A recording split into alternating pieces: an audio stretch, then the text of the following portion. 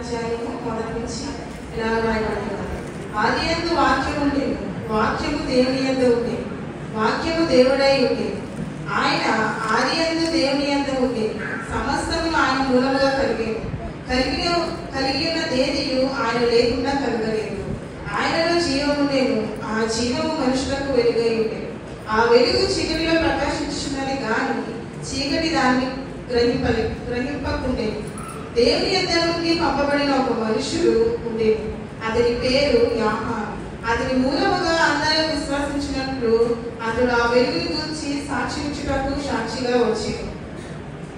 అతడు ఆ వెలుగు ఉండలేదు గాని ఆ వెలుగుని గురించి సాక్షించుటకు అతడు వచ్చాడు. నిజమైన వెలుగు ఉండేను, అది లోకములకు వచ్చుచు ప్రతి మనుషుని వెలిగించుచున్నది. ఆయన లోకంలో ఉండేను, లోకం ఆయన మూలముగా కలిగేను, కానీ లోకం ఆయనను తెలుసుకోలేదు.